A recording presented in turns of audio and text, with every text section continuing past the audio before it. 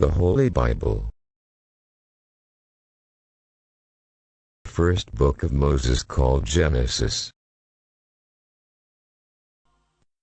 Genesis 14.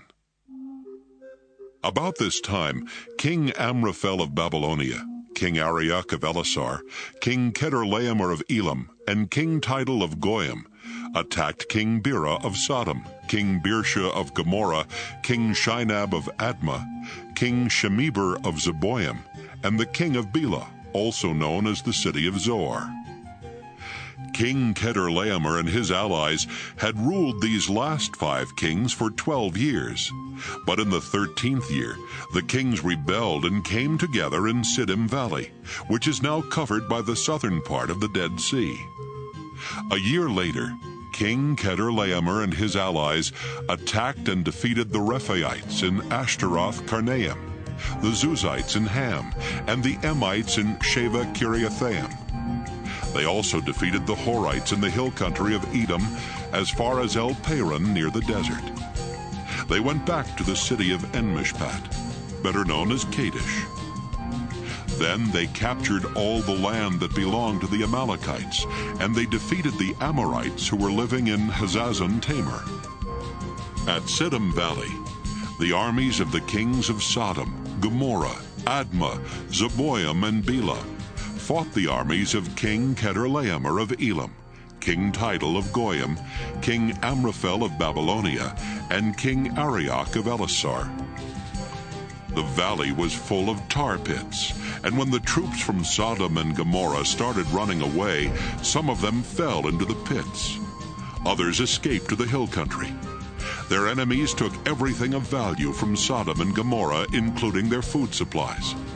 They also captured Abram's nephew Lot, who lived in Sodom.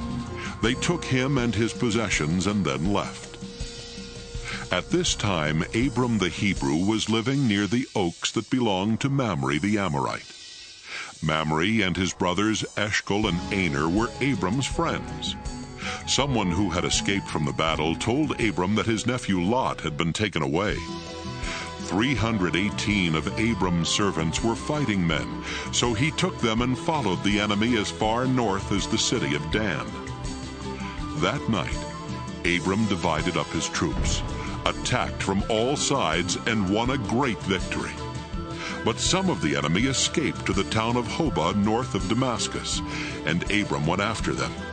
He brought back his nephew Lot, together with Lot's possessions and the women and everyone else who had been captured.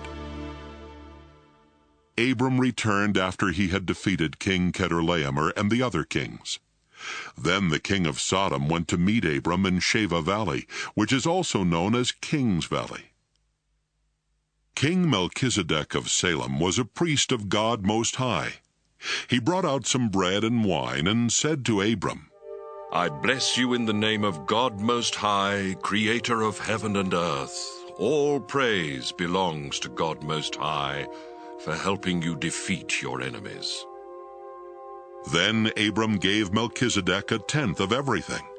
The king of Sodom said to Abram, All I want are my people. You can keep everything else. Abram answered, The Lord God Most High made the heavens and the earth, and I have promised him that I won't keep anything of yours, not even a sandal strap or a piece of thread. Then you can never say that you are the one who made me rich. Let my share be the food that my men have eaten. But Aner, Eshcol, and Mamre went with me, so give them their share of what we brought back.